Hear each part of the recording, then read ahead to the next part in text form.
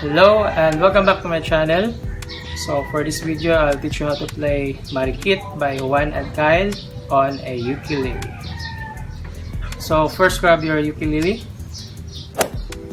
and tune it to standard tuning. And let's begin. So ang kantang ito ay nasa key of B. So, ang gagawin natin para maging madali ang pagtugtog sa ukulele ay gagawin natin key of C. So, from B, ito ay magiging C. And then, una tayo sa intro. So, first note ng intro ay dito sa 3rd fret ng A na string. Then, 5th fret. Then, 7th fret twice. So, parang ito.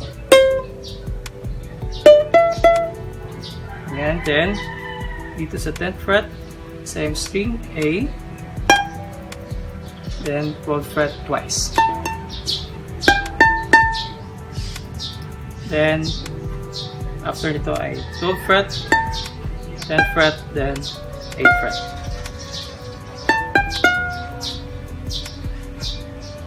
Okay. Then, 7th fret, 10th fret, then 8th fret ng E na string. Okay, balik tayo sa una.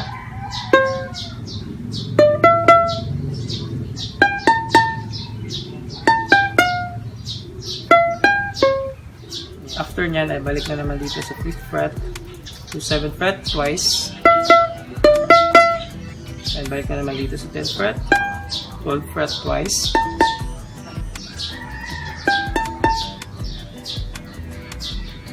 Then 7th fret, 10th fret, balik sa 7th fret, then 10th fret ng C, 10th fret ng E, then 8th fret. Then after nyan ay 7th fret ng A, then 10th fret. So, balik tayo sa pinakauna hanggang sa last part, slow-mo.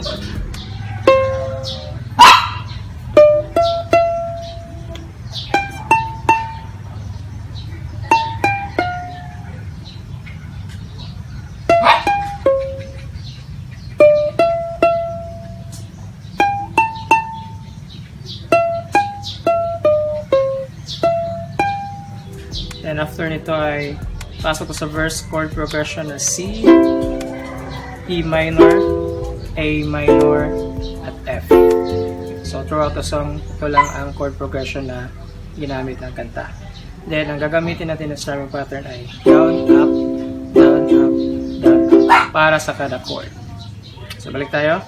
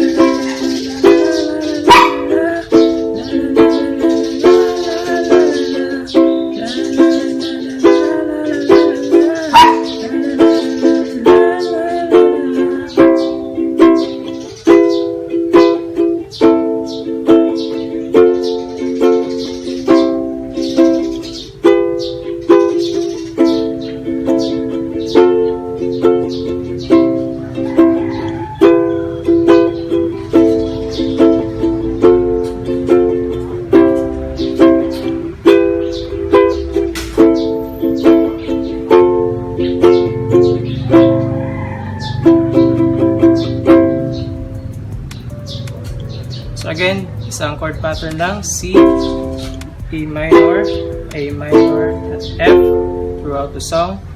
At ang strumming pattern ay down, up, down, up, down, up para sa kada chords ng kanta.